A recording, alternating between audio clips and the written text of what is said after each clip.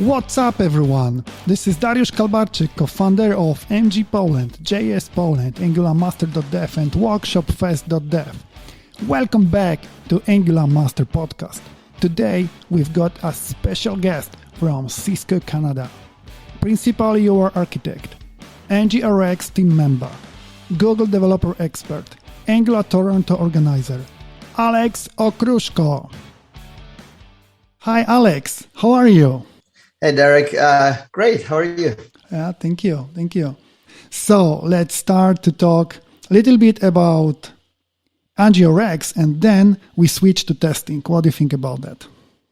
Oh, that sounds like a great plan. Okay. The first question is, less than a year ago, you started working at Cisco. What are your tasks and what are you responsible for? Yeah, that was an interesting switch for me. I went from being, a long-time Googler, over 7 years at that point, to another company. It's a good jump for me, I think, as well. I was ready and excited for some interesting opportunities at Cisco, so I switched to principal engineer role, leading a lot of the UI efforts in one of the biggest Cisco projects. It's quite a challenge. For example, at Firebase, a lot of things we had already it was good. It was great setup, and we're just polishing things here and there. Here, a lot of things needed a lot of attention. So I was ready for that challenge and trying to transform how we do things in a large project that has a lot of impact. So I've joined Cisco CX, which is a customer experience. It's a new direction in Cisco. And this will be a window into many, many projects that Cisco currently offers, trying to unify it under a single window, basically. It's an interesting challenge. So let's put it that way. But ever since we've been really hiring as well, a lot of great people. So I was able to bring a lot of strong members of Angular community on board as well. Over 20, I think, at this point. Oh wow, that's amazing! And yeah, and we're still hiring. It's mostly North America and Canada hiring, but it's been going well there as well. So happy about that too. Oh wow, that's really interesting. Okay, Alex, you are a very famous and very active in NgRX community. So let's start from the very beginning. What is NgRX and why do we need it? Yeah, so I don't know how famous I am, but I've been trying to be active, and my whole journey with NgRX started back in early days in Firebase. So we pulled NgRX library into Google. It was the first project to use it. So I've been involved with this very much. And by the time I left Google, over 400 Angular projects at Google were using NgRX. Being, active on that side, trying to improve Firebase, how to use NgRX, led me to, be talking a lot with Mike, Ryan, and Ren Roberts, who were basically the only two at that point working on this. Tim, also the driver, joined later. So I've been talking to them how to improve this, how to improve that, and challenges we had, for example, at Firebase or at Google as a whole. And I was like sending opening issue. We need to fix this. We need to change that. How can we do this? And they're like, yeah, you're opening all of this. Why won't you create the PRs for those? and that's how I got pulled into the open source community and started contributing to NgRX. And then that turned into more contributions to the point where they're like, you know what? Why won't you join on board as well? So that was a great experience, because since then I feel like I've done a number of good changes. I started small. For example, I started with contributing, create Selective Factory, right? Like, it's lesser known, but it was something that was solving a problem for us at that time.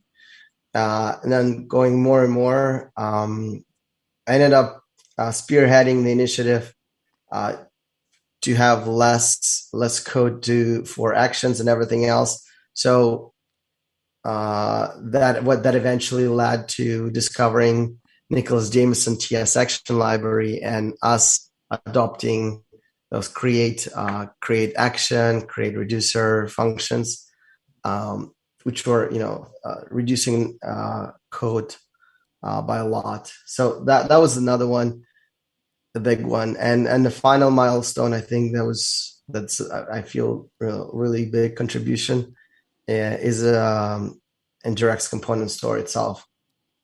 And again, it was solving a different problem. We can talk about it in one of the other questions. But yeah, that was the other contribution that kept me with the community. Work at Cisco got me a little bit busier, right? There's a lot of things that need to be changed, fixed, adjusted within there. So it's a little bit less time to contribute to NgRX as a whole, which, every so often I just want to go back and contribute a little bit more. But yeah, that kept me busy.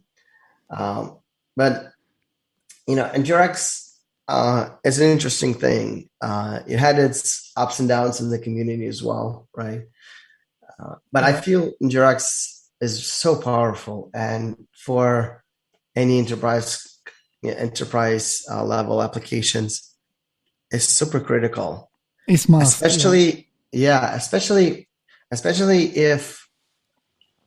you have people who are trying to set up the proper architecture of the app that understands, or with the team that understands what state is in general. I'm not talking about NgRX in general. It's what the state is, how it flows, where it's reused, what can we do to reduce things, what can we do to improve user experience, how do we make sure that we handle all the errors and don't have those spinners for users. So for the team that tries to understand state and deal with this, not like as a side effect almost, but bring it into the main focus and conversation in the team around this, I think those teams can adopt NgRX, both component store and the global store, and really use it to the max.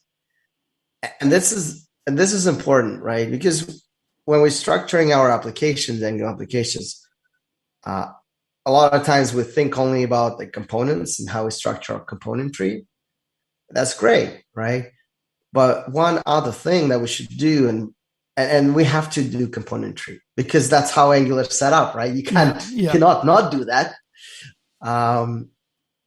But then state becomes, it's less in your face, so to speak, right? It's less obvious, and not thinking about it ahead results in so many other issues that I see now.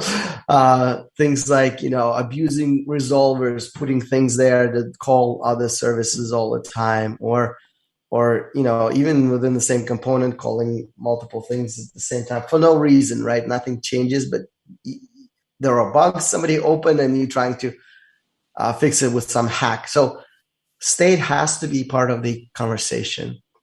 And that's why, for example, things that we set up at Cisco is whenever we create a new feature, we have to do some planning ahead, right? That involves creating a design doc, technical design doc, which outlines the typical, objective, what we're trying to achieve, some background, some design. But that design has to include two things. It has to include what's your proposed component tree structure changes. For example, getting new components and how you position them, how do you put them together, where it would make sense to use some content projections and things like that, which common components you might reuse, how do you set up that tree? That's one. And secondly, how's the state? Where are you getting the state? Which APIs are you getting the state from? Where are you going to be storing that state? How are you going to be sharing that state? Is it needed anywhere else? Do adjustments to the current state be needed? And it's very typical in the apps, especially in the enterprise, where you have like user login, then it has some kind of customer situations, has some permissions, and all of those things just float around. User preferences and like those things just float around. And if you don't organize them, you'll basically have a mess. So from that perspective, I feel NgRX, really shines in this situations. Again, both the global store and component store.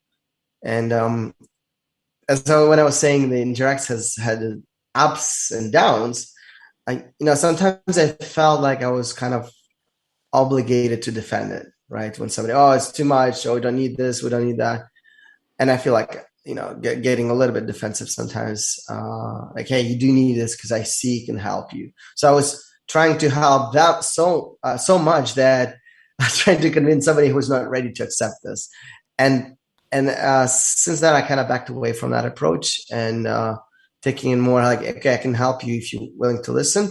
If we can have argumentative, good discussion and providing the arguments, supporting your problem, then we can address it and solve it and discuss it, which I think leads to another great conversations. But then, if we're getting back to, for example, component store and the downs of NgRX, because again, when people say NgRX, they typically mean the global store. That's what's been popular for years, and it's still really, really popular. However, some situations like component store would be a better fit, and that fit comes from, you still have this push-based architecture. You still have reactive container of state. But now you lose, so you have that indirection, right, where you have push-based architecture. However, you lose the second layer of indirection, which is actions. So component store has no actions. It has similar reducer, we'll call it updaters, right? It has effects, it has selectors, but it doesn't have actions, right? So you directly talk to the component store to ask it to do something. And that was really helpful in some situations, but there's no need to have that, action layer that broadcasted to the entire state machine, basically, where you want to target certain things, and sometimes you want to even destroy that state when your component is being destroyed as well. So those questions were being asked, right? And before component store, we were saying, well, yeah, we don't have a good answer for that, but now we do, and these complement each other really, really well. And I was happy to see component store being embraced by Angular community as well, and I think it was hovering around like 70,000 weekly downloads, which again kind of shows you that people are embracing, and it's not quite at 400,000 of the global store, but it's getting there, and it's now a solid player in the state management libraries, right? So I'm very happy about that. I know it's probably a long answer by me on a lot of questions, and I touched on a bunch of things as well. But I just wanted to bring those things in. Yeah. So the next question is what is NgRX state management? So can you elaborate on it further? Yeah. So as we just discussed, state is there, whether you want it or not. And if you're not managing it explicitly, it just starts lingering in your application here and there, and it could do some damage, right? And typically when people talk about some of those things, they just go, performance. But performance, of course, you care about performance, right? It's like I don't want to say your performance starts to degrade because people are like, oh, I should be worried about this. Performance does matter, and I need to do everything about it. That's while it's true that improves the performance of the app, we also want to have the clarity and of entire system, to have the clarity and to be able to scale further. That's two more things that NgRX state management, or state management in generally, provides you. It allows you to maintain high velocity of your products, because I feel that, and sometimes you don't need it, right? There are two different apps. There's actually many different types of applications.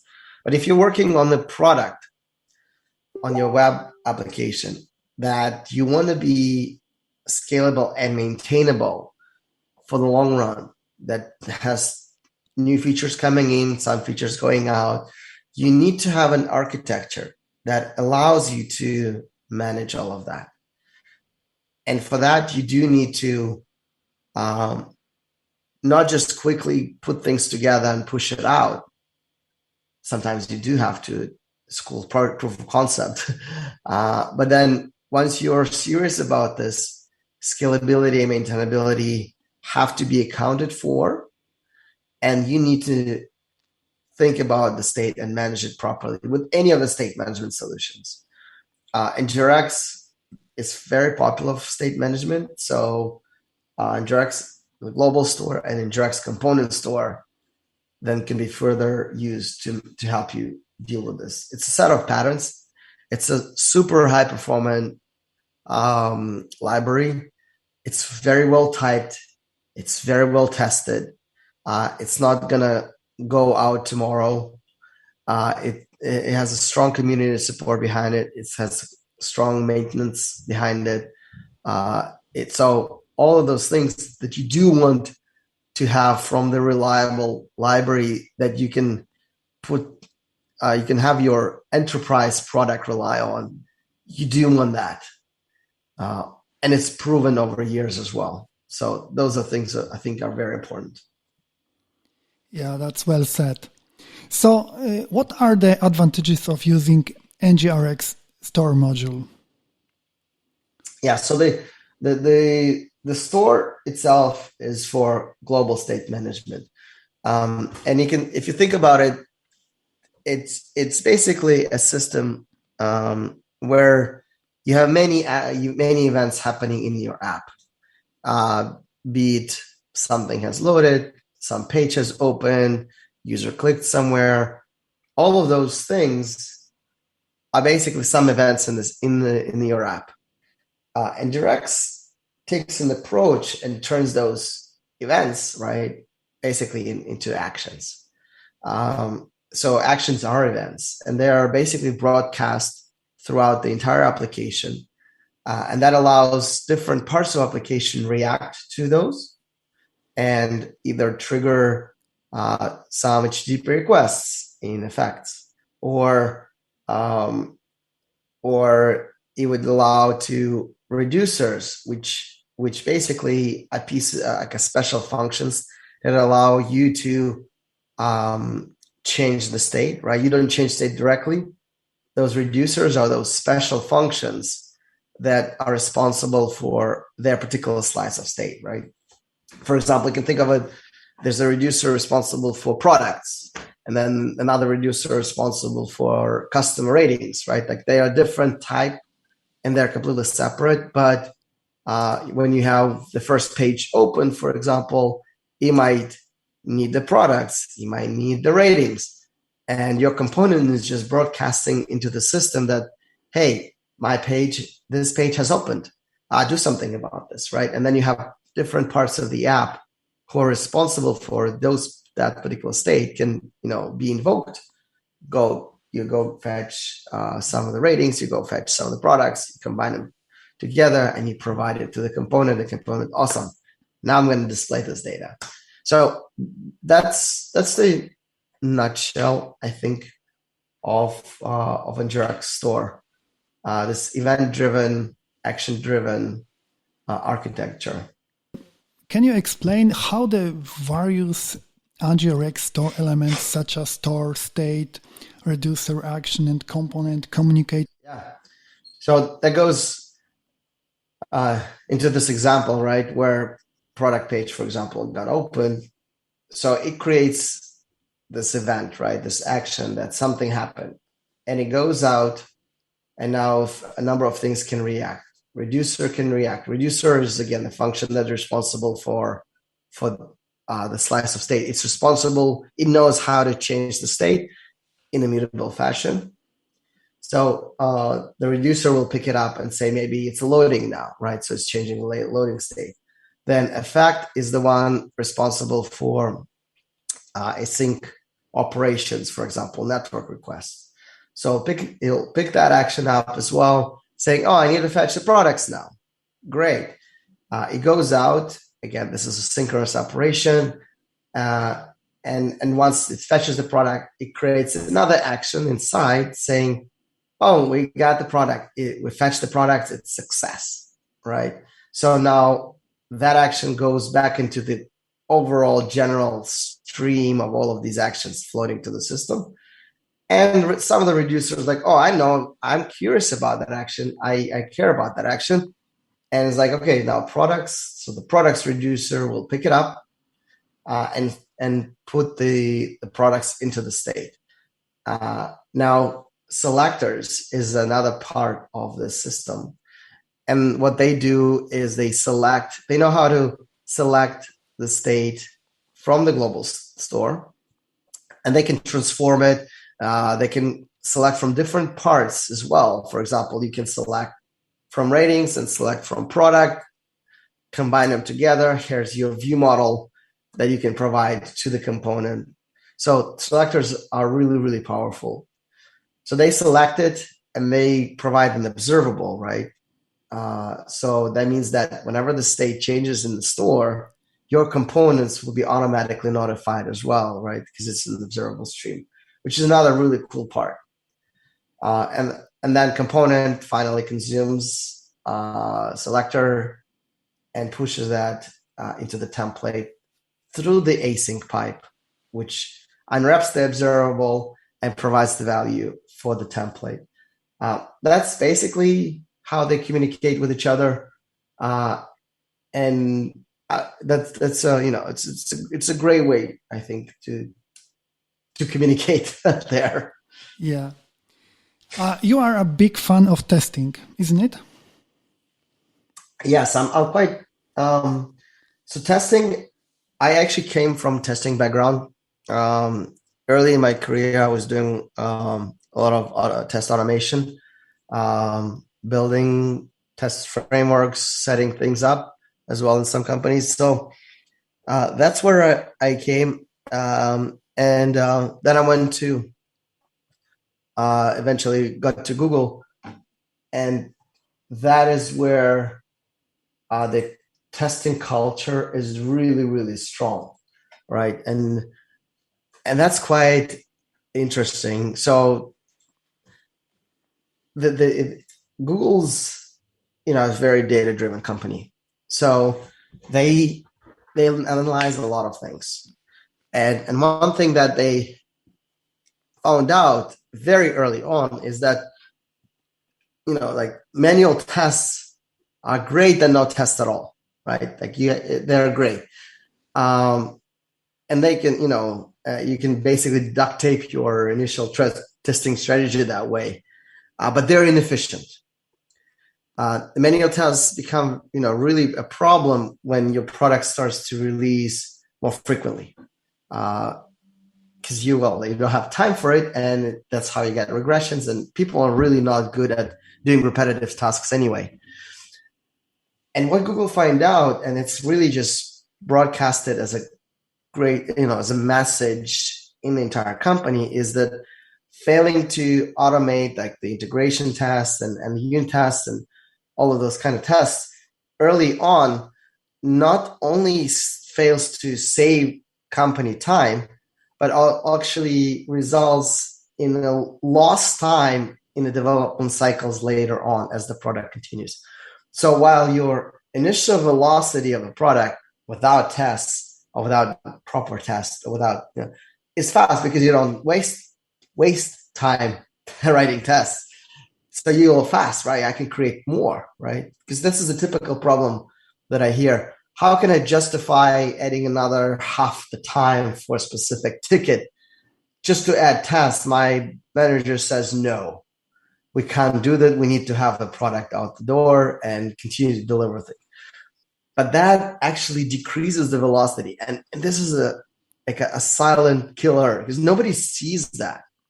It's almost like, unmanaged state. If you don't know that it's unmanaged, you still have it. It's just all over the place. It's the same with with tests as well, right? Not having them reduces your velocity and speed.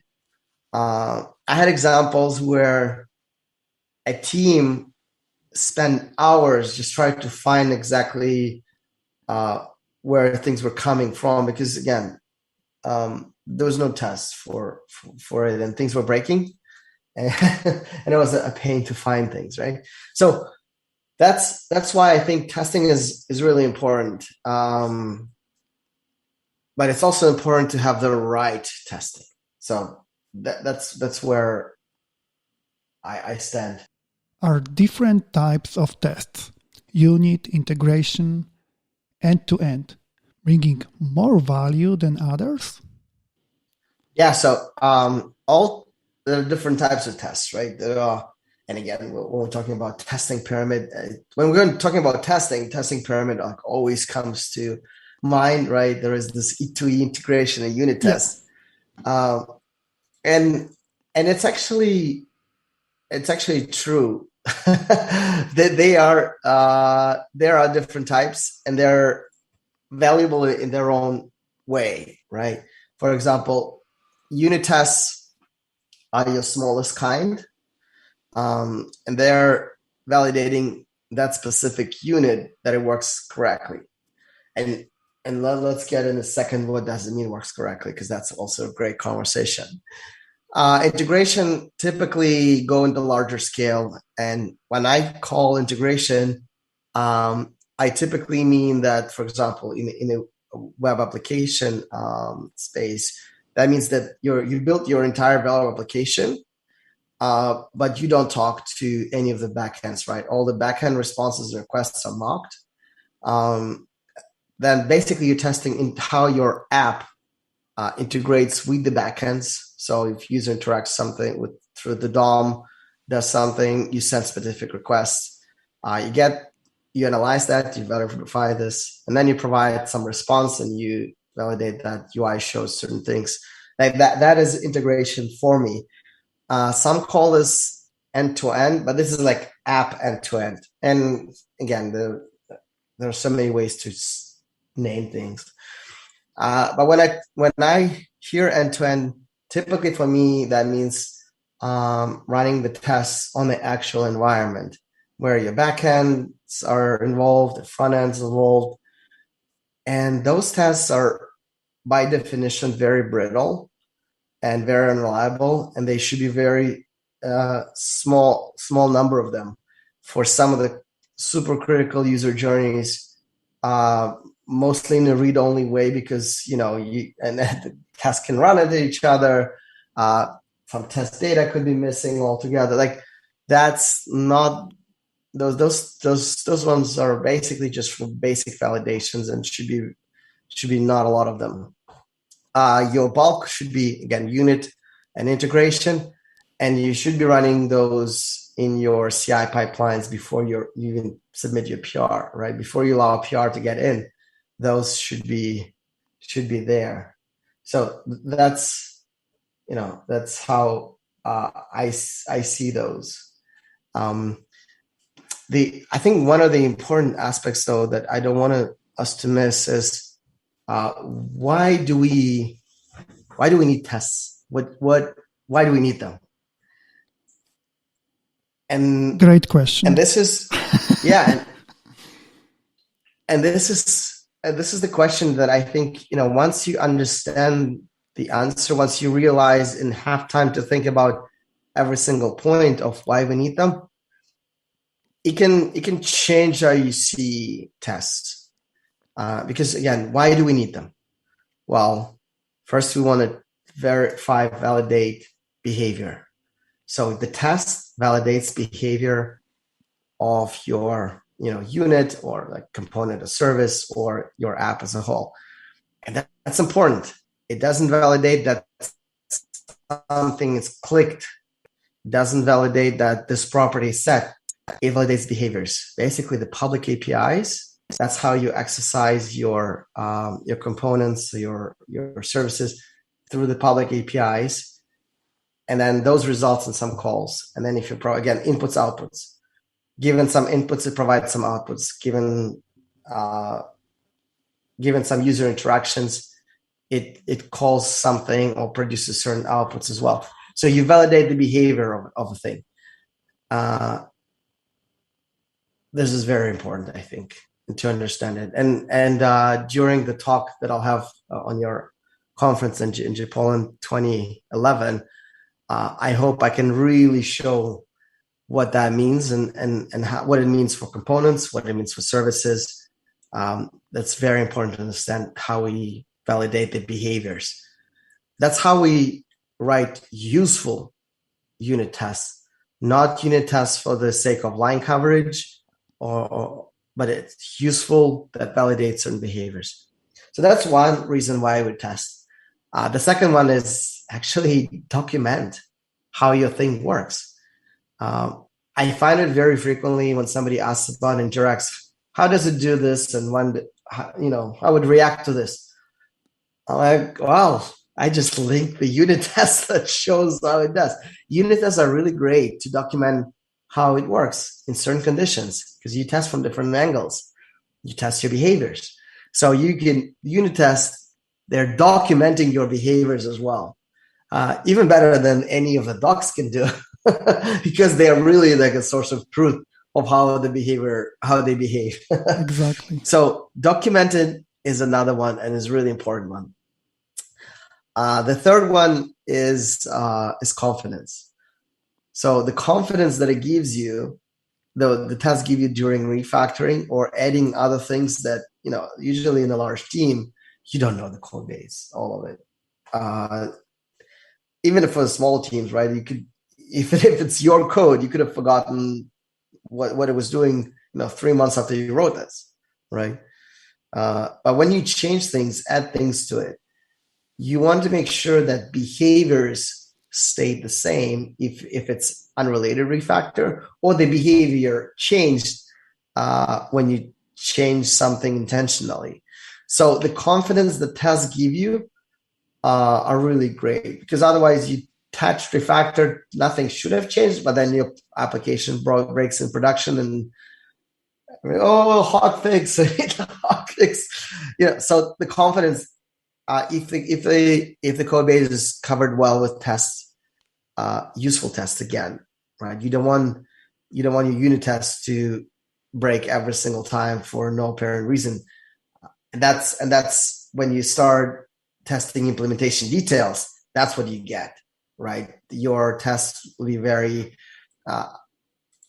you want them to be resilient, not fragile, right? So if you're starting to test implementation details, that's when you get into the fragile territory. But you do want to bring confidence when you test behaviors. And final one, so this is number 4, right? Behaviors document the documentation, confidence, especially during refactorings. And the fourth one is design. They validate the design of your app. And this is very frequently overlooked. If you feel something is really hard to test, that's a symptom of a design that needs improvements. And that's a good one because, it's like, it's so hard to test. Well, let's see why it's so hard to test, right? Angular uses dependency injection. So easy to test those components. And for services, you don't even need dependency injection. You don't need testbed for components as well, or for services. And again, during the talk, I'll show how to do all of those different types of tests. But the unit tests, or actually any test, they actually validate the design as well, which is pretty interesting, I find. So that's why we also want to to have those tests. So who does testing on your team, if any? Yeah, that's a good one. Who does and who should be doing that? That's also interesting. So I see frequently teams saying, okay, unit test, developer has to write unit tests. On some teams in some countries also trying to basically outsource that work for junior developer has to write my unit test. Like that's definitely not the case. Unit tests, for example, they have to come with PR, every PR. So it's not like I'll add tests later. They have to come with the same PR. And that means that it should be written by the same developer who is writing a piece of code. And ideally, you have small PRs that you integrate fast. And then you don't have like long-lived branches that you merge once a year or something. So fast integration, but it's a whole different topic. Now, but that's typically understood, and a lot of people kind of follow that. However, when we get into the integration, that's where there's a lot of divergence. There are different companies doing it different ways. And some say, QA automation team should be writing those tests, which I disagree. Which I disagree with.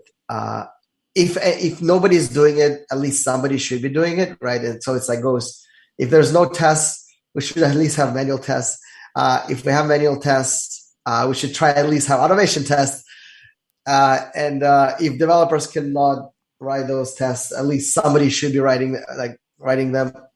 It's okay, but in the ideal world, developers should be writing those tests.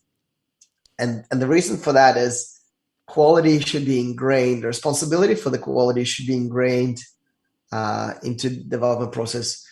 How someone else can be responsible for the quality of the code that I write. That doesn't fit well with me, right? So I see QA as a safety net, not as a gatekeeper of quality. They are not responsible for the quality. It's not their job to be responsible for the quality. They are really a safety net. Should development miss something, they can catch and help. Just like in Acrobats, right? Like the safety net. It's not there for them to use it. It's there to really catch should something slip out, right? So that's why I feel development should be writing this. And again, the other thing that I feel those tests should be part of the pre-submit as well, right? Before your PR gets submitted. That means if it's breaking, right, you should be adjusting it as well, or you should be adding it as well. Now, there's no rule to have the integration test come together with your feature PR, just like unit tests have to.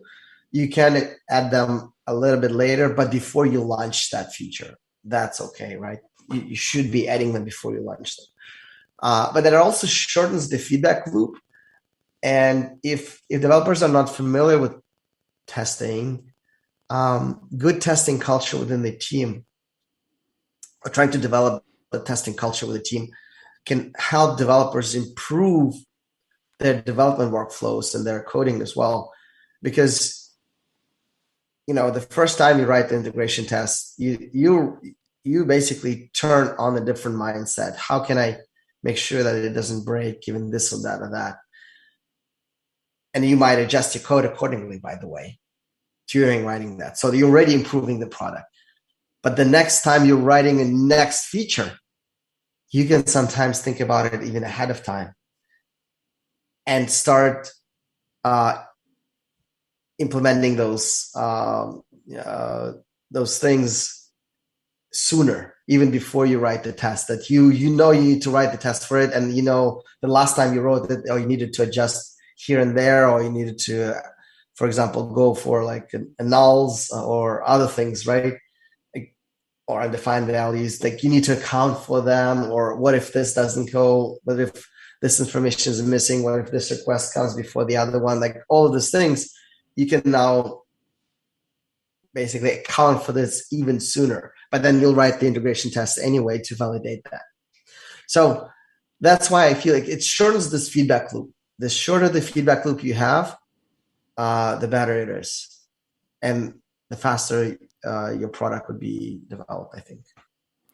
So are the QA folks responsible for the quality of a product?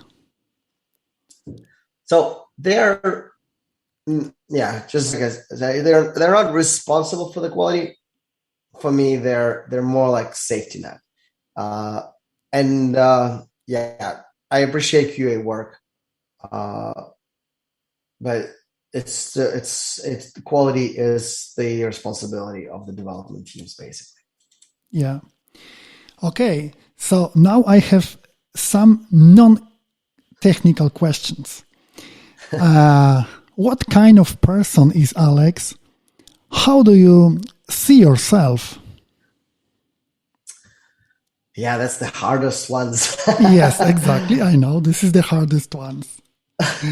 But I love this question. So, what kind of person is Alex? I'd like to think that I'd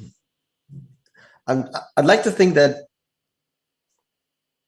I'm trying to help, teams, both at Cisco, for example, and overall in general community, to achieve their best, right? To mentor, to help where I can, and to help people advance as well, whenever I have time, right? So obviously, the teams that I work with at Cisco is my top priority now. Like that's the work related, right?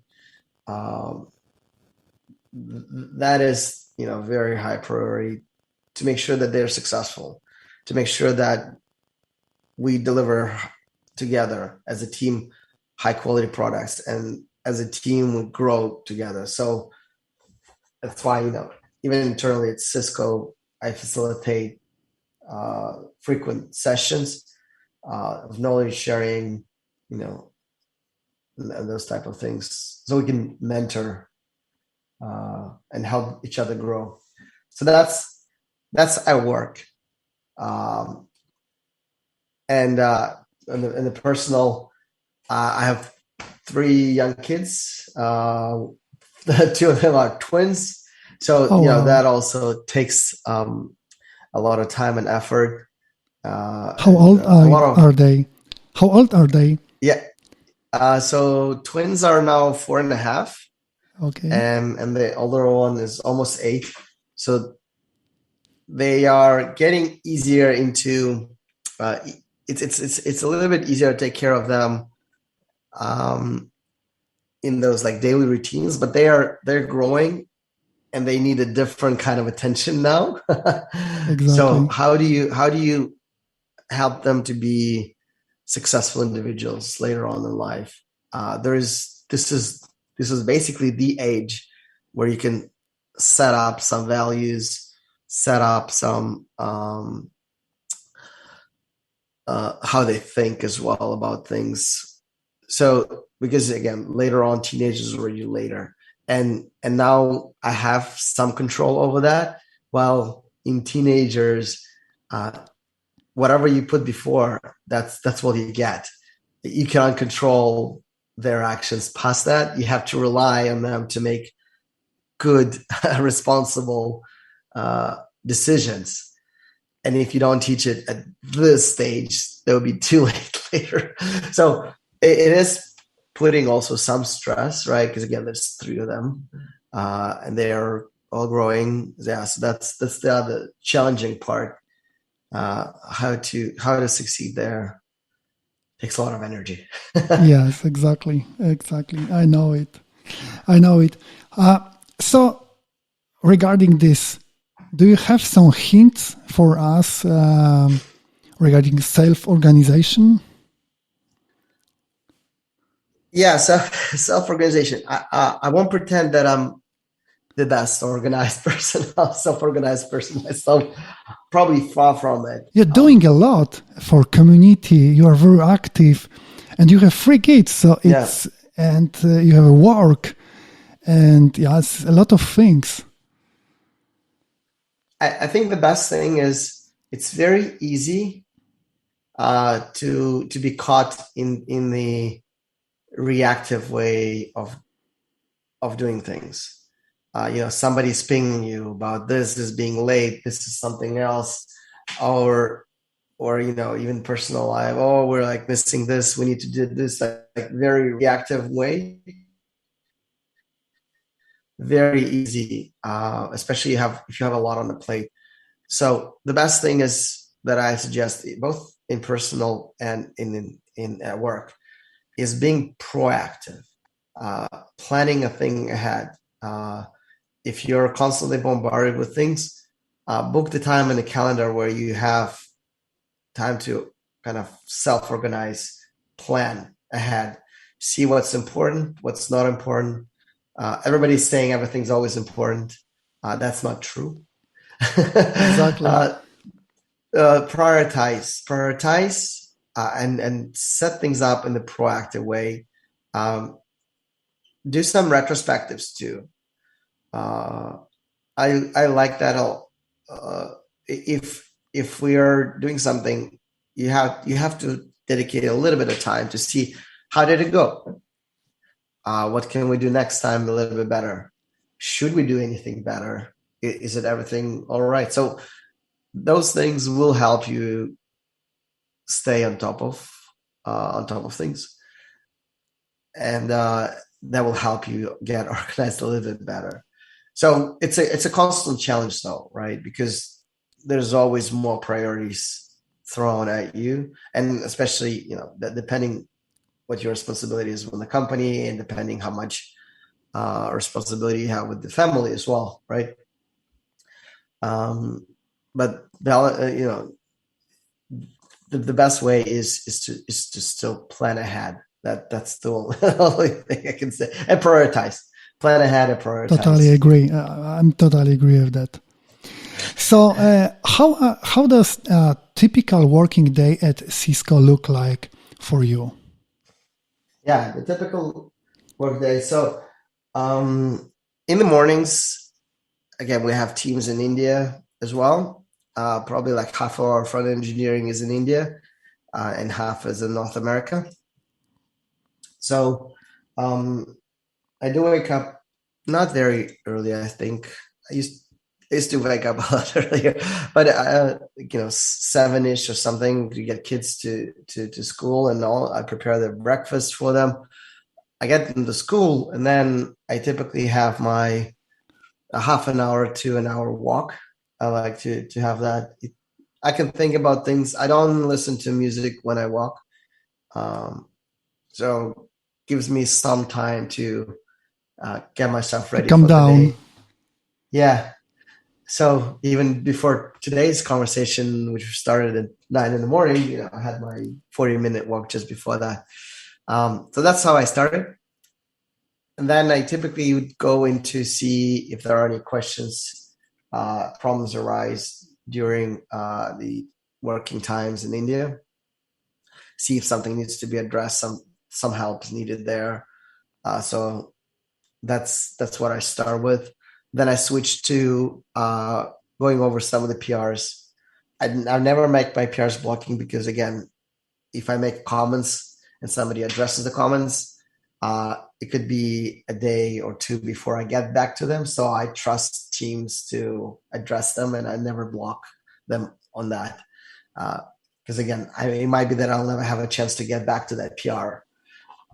But I try to do that, not because I don't trust PRs or something like that, but I'm trying to help with some of the solutions to educate a little bit as well.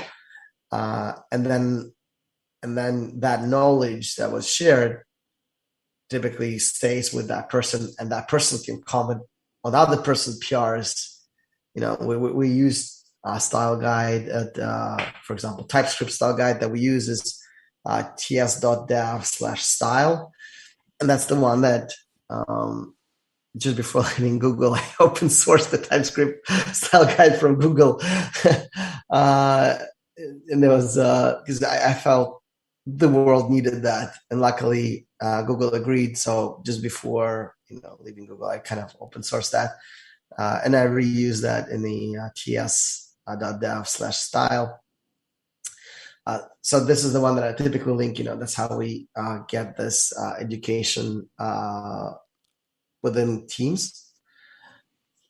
So PRs then typically that's when the meetings start, and unfortunately I'm in meetings most of the day. And the thing is, I can't say that most of them are not needed. A lot of the times, the feedback from me is needed there. But I also try to block sometimes in between, just so I can, again, think about things and plan a little bit. Because in my role at Cisco as a principal engineer, I do need to produce other artifacts other than provide some opinions during meetings. So preparing things, preparing some of the talks, reviewing some of the proposals from other senior folks when they're working on some features. So all of those do require time. So if you don't block that time in your calendar, I guarantee you will be taken. And sometimes it's taken regardless if it's blocked or not. And then it's up to you to decide, hey, if it's good enough or not. You can always reject.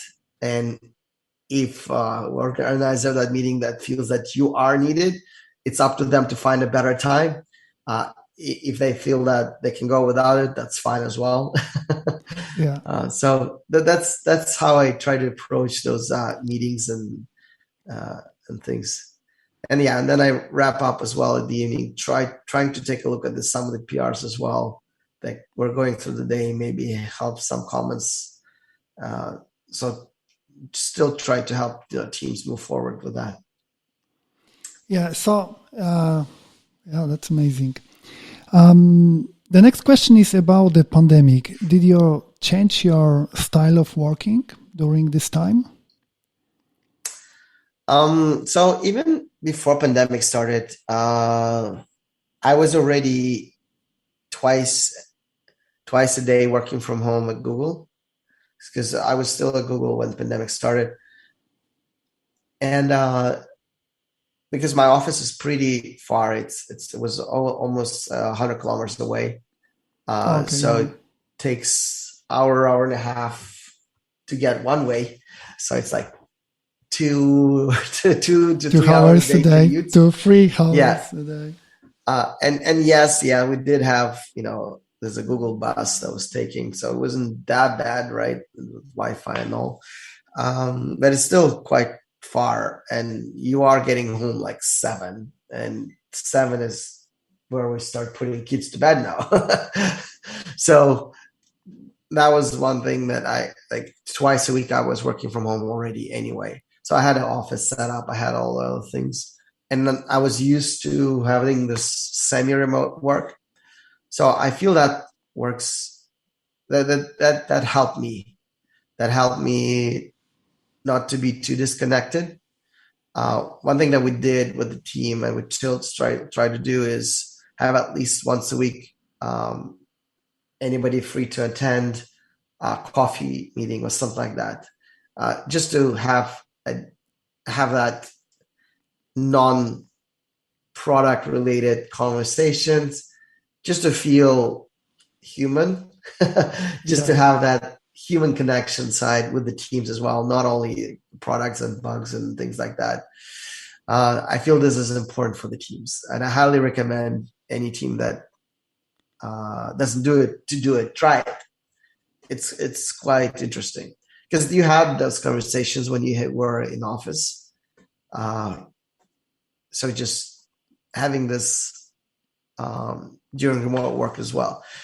But also, then I switched to Cisco. So I haven't been to Cisco office yet. So I'm almost a year at Cisco, but I haven't been to the single office yet. I don't even have my badge yet. Okay. Which is funny. But then when I saw the state of things in code at Cisco, and I was allowed to hire at that time 20 people. I was also allowed to hire from anywhere, US, Canada, regardless of where they live. They don't have to be in the city where the office is, which was very liberating. Unfortunately, I can't still do it with folks from Europe, because I know a ton of great Angular developers who I would have hired in a heartbeat. Which, yeah, that's a little bit disadvantage. But also, we're trying to work with teams, at least with some time zone. And it's not fair for me to ask, for example, folks in Europe to be working like from noon to like 8 in the evening, right? That's not also what they would want. Yeah. And then others too, right? Managers also like their folks to be within somewhat reasonable time from them, not only have like 2-hour overlap. So those are, but anyhow, getting back to that question, having the entire team remotely, the pandemic allowed us to have that. If that didn't happen, I don't think we would have been able to pull that off. I know some companies were already fully remote even before that.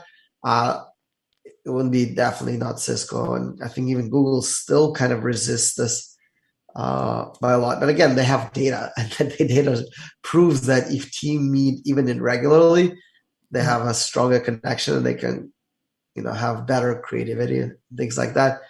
Some people might challenge that. I think there is some value in that as well, but having remote teams is also great, because otherwise there's no way you can have that talent in your team. So that's what pandemic changed for me. We talked a little bit about that, but what's your work-life balance? Do you have some hints for our audience? Yeah, so some of the work-life balance, I block off chunks not only for time to think about things or to have like heads down work, but also block time in my calendar for home with kids. I have that, and if anybody puts things on it and it's not super urgent, I would very frequently decline it. But sometimes people even reach out. There's an example this week. Somebody's reaching out like, "Hey, Alex, would you be able to join like at 6 p.m. for this meeting, 6 in the evening?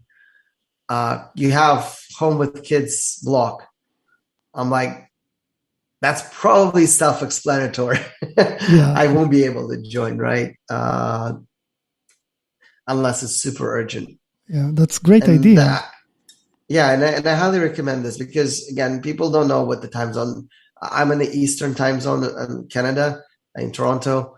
We have a number of folks in Pacific, and it's 3-hour difference, right? So they're in the California area, San Jose, California, like Bay Area, and they might not even realize that it's already 6 in the evening for you, because it's 3 for them. So they can just book something thinking it's still 4. And for me, it's already 7 p.m. So to prevent those accidents, I also block that. So, and I try not to, again, if it's urgent, I would respond. Sometimes I do, kids go to bed, and I would have 1 hour after as well. Just before, teams in India start their workday, or they are starting their workday already, just to, again, go over some of the PRs or some of the emails as well, right? That's what I would do as well. But again, it's not necessary. Yeah. Yeah, that's a lot of great information, Alex. Thank you so much for joining us today. It was great to meet you, to see you, to talk to you, and looking forward to seeing you in NG Poland. You're doing the workshop, 2 days workshop, by the way, about NgRX. and presentation about testing on NG Poland. So I'm really, really excited, looking forward for it. And for today, thank you so much. Yeah, thank you, Derek. I love NG Poland, and I've been once in person and once already done also the remote. It's such a great conference, great organization, and I love it. It's really exciting to see the audience, and I'm happy that you have an event also that has in person. I wish I could be there in person. My schedule won't allow, unfortunately, but I would love to join remotely. So thank you for inviting me. Yeah, thank you so much, Alex, and see you at NG Poland. Thank you. Yep. See you. Bye.